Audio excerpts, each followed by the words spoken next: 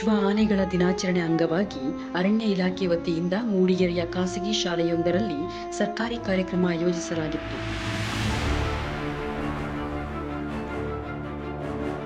ಆದರೆ ಈ ಕಾರ್ಯಕ್ರಮದಲ್ಲಿ ಸರ್ಕಾರಿ ಶಾಲೆಯ ಮಕ್ಕಳನ್ನು ತೊಡಗಿಸಿಕೊಳ್ಳದಿರುವುದು ಇದೀಗ ಸಾರ್ವಜನಿಕ ವಲಯದಲ್ಲಿ ಚರ್ಚೆಗೆ ಕಾರಣವಾಗಿದೆ.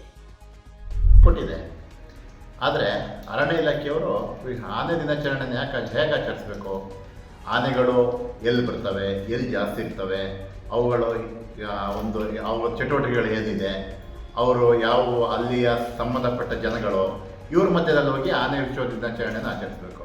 ಆದರೆ ಅರಣ್ಯ ಇಲಾಖೆ ಇವತ್ತು ಏನು ಮಾಡಿದ್ದಾರೆ ಅಂದರೆ ಒಂದು ಖಾಸಗಿ ಶಾಲೆಯಲ್ಲಿ ಹೋಗಿ ಇವತ್ತು ವಿಶ್ವ ದಿನಾಚರಣೆಯನ್ನು ಆಚರಿಸಿದ್ದಾರೆ.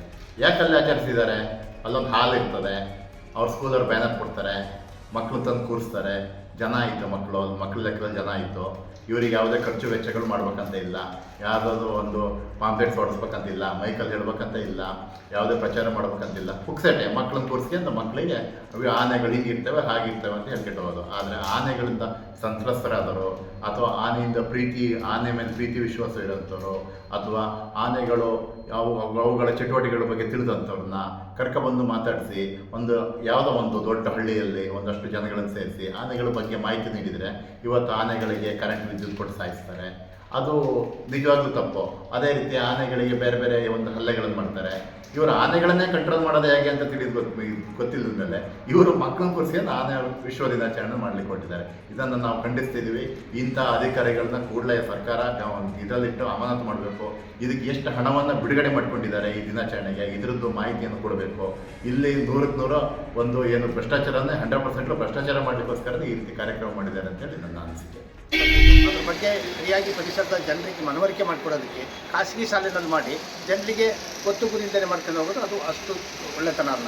ಆದ್ದರಿಂದ ಅದು ಸರ್ಕಾರಿ ಕಾರ್ಯಕ್ರಮವನ್ನು ಸರ್ಕಾರದ ಅಥವಾ ಅರಣ್ಯ ಇಲಾಖೆ ಒಳಗಡೆ ಮಾಡಬೇಕಿತ್ತು. ಖಾಸಗಿ ಶಾಲೆನಲ್ಲಿ ಮಾಡಿ ಜನರಿಗೆ ಗೊತ್ತಿದ್ದರೆ ಸರ್ಕಾರದ ಬರ್ತಕ್ಕಂಥ ಹಣನ ಸುಮ್ಮನೆ ದುರುಪಯೋಗ ಮಾಡೋದು ಅದು ರೈತರಿಗೆ ಮಾಡಿದಂಥ ಒಂದು ಅವಮಾನ.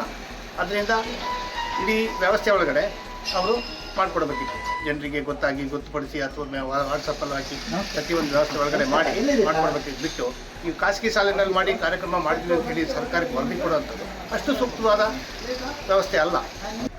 ಇವರು ಇದನ್ನು ಪಬ್ಲಿಕ್ಸಿಗೆ ಮಾಡಬೇಕಾಗಿತ್ತು ಕಾರ್ಯಕ್ರಮನ. ಸರ್ಕಾರ ಯಾವುದಾದ್ರೂ ಒಂದು ಯೋಜನೆ ಆಗಿರ್ಬೋದು ಅಥವಾ ಯಾವುದಾದ್ರೂ ಒಂದು ಕಾರ್ಯಕ್ರಮ ಆಗಿರ್ಬೋದು, ಅದನ್ನು ಏನಕ್ಕೆ ಮಾಡಬೇಕು ಅಂತ ಹೇಳಿ ಸರ್ಕಾರ ಯೋಚಿಸಿರುತ್ತೆ ಅಂದರೆ ಅದು ಜನರಿಗೆ ಸಮರ್ಪಕವಾಗಿ ತಲುಪಲಿ ಅಂಥೇಳಿ. ಆದರೆ ಇಲ್ಲಿ ಇವ್ರು ಏನು ಮಾಡಿದ್ದಾರೆ ಅಂದರೆ ಯಾವುದೋ ಒಂದು ಖಾಸಗಿ ಶಾಲೆಗೆ ಹೋಗಿ ಇವರು ಕೆಲಸನ ನಾವು ಅಧಿಕಾರಿಗಳು ಮಾಡಬೇಕು ಅಂತೇಳಿ ಒಂದು ಏನೋ ಕಾಟಾಚಾರಕ್ಕೆ ಮಾಡಿದ ಲೆಕ್ಕ ಅಂತಲೂ ಹೇಳ್ಬೋದು. ಇದನ್ನು ಇಲ್ಲಿ ಸರ್ಕಾರದ ಆದೇಶ ಇದೆ, ಆದೇಶ ಪಾಲನೆ ಮಾಡಬೇಕು ಅಂತ ಮಾಡಿದಾರೋ ಹೊರತು ಈ ಯಾವುದೇ ರೀತಿಯಲ್ಲಿ ಇದು ಜನರಿಗೆ ಉಪಯೋಗ ಆಗೋ ರೀತಿ ಇದು ಕಾಣ್ತಾ ಇದೆ. ಈ ಬಗ್ಗೆ ಮಾಧ್ಯಮದವರು ಪ್ರಶ್ನಿಸಿದಾಗ ಡಿಎಫ್ಒ ಬೋರಯ್ಯ ಅವರು ಸರ್ಕಾರಿ ಶಾಲೆಯಲ್ಲಿ ಕಾರ್ಯಕ್ರಮ ನಡೆಸಲು ಸ್ಥಳಾವಕಾಶದ ಕೊರತೆ ಇದ್ದು ಕುಳಿತುಕೊಳ್ಳಲು ಸೂಕ್ತ ಆಸನಗಳ ವ್ಯವಸ್ಥೆಯೂ ಇಲ್ಲದ ಕಾರಣ ಖಾಸಗಿ ಶಾಲೆಯಲ್ಲಿ ಕಾರ್ಯಕ್ರಮ ನಡೆಸಲಾಗಿದೆ ಎಂದು ಸಮಜಾಯಿಸಿ ನೀಡಿದರು. ಈ ಶಾಲೆಯಲ್ಲೇ ಇದು ಕಾರ್ಯಕ್ರಮ ಆಯೋಜನೆ ಮಾಡಿ ಅಂತ ಹೇಳಿ ಆರೋಪ ಮಾಡ್ತಾ ಇದ್ದಾರೆ. ಇದ್ರ ಬಗ್ಗೆ ಏನು ಹೇಳ್ತೀರಾ ಸರ್? ಯಾರು ಏನು ಹೇಳಲಿಲ್ಲ. ನಾವು ಎಲ್ಲ ಶಾಲೆಗೂ ನಾವು ವಿಸಿಟ್ ಮಾಡಿದ್ದೇವೆ. ನಮಗೆ ಒಂದು ಸಭಾಂಗಣ ಅವಶ್ಯಕತೆ ಇತ್ತು. ಸಭಾಂಗಣ ಏಕೆಂದರೆ ಮಳೆ ಇದೆ, ಹೊರಗಡೆ ನಾವು ಅದು ಸಭಾಂಗಣನ ಹಾಕಿ ಮಳೆ ಸಮಯದಲ್ಲಿ ಇದು ಮಾಡುವಂಥದ್ದು ಕಷ್ಟ ಆಗ್ತಾಯಿತ್ತು. ಅದಕ್ಕೋಸ್ಕರ ಯಾವುದು ಶಾಲೆಯಲ್ಲಿ ಸಭಾಂಗಣ ಇದೆ ಅದನ್ನು ಹುಡುಕಿ ಮಾಡಿ ಅಂತ ಹೇಳಿದ್ವಿ. ಅವರು ಇದನ್ನು ಹುಡುಕಿದ್ದಾರೆ. ಏನಿಲ್ಲ ಇಲ್ಲೇ ಆಯೋಜನೆ ಮಾಡಬೇಕು ಅನ್ನುವಂಥ ಉದ್ದೇಶ ಅಥವಾ ಡೈರೆಕ್ಷನ್ಸ್ ನಾವು ಯಾರಿಗೂ ಕೊಟ್ಟಿಲ್ಲ. ಇದು ಆಯ್ಕೆ ಮಾಡಿರುವಂಥದ್ದು ಇಲ್ಲಿ ಸ್ಥಳೀಯವಾಗಿ ಏನೇನು ವ್ಯವಸ್ಥೆ ಇದೆ, ಚೇರ್ ವ್ಯವಸ್ಥೆ, ಸ್ಟೇಜ್ ವ್ಯವಸ್ಥೆ ಇರುವಂಥದ್ದನ್ನೆಲ್ಲ ನೋಡಿ ಇಲ್ಲಿ ಮಾಡಿದ್ದೇವೆ ಅಷ್ಟೇ. ಹಾಗಾದರೆ ಗೌರ್ಮೆಂಟ್ ಶಾಲೆಯಲ್ಲಿ ಆ ವ್ಯವಸ್ಥೆ ಇಲ್ಲ ಅಂತ ಅದು ನನಗೆ ಗೊತ್ತಿಲ್ಲ. ನೀವು ಯಾಕೆ ಅದನ್ನು ಎಲ್ಲ ನೆಗೆಟಿವ್ ಆಗಿ ಯೋಚನೆ ಮಾಡ್ತಾ ಇದ್ದೀವಿ? ಇದೊಂದು ಕಾರ್ಯಕ್ರಮ ಉತ್ತಮವಾಗಿ ಆಯೋಜನೆ ಮಾಡಿದ್ದೀವಿ. You should appreciate it. ಮುಖ್ಯ ಈ ವಿದ್ಯಾರ್ಥಿಗಳೇನು ಫಾರಿನವರಾ, ಪಾಕಿಸ್ತಾನದವರಾ?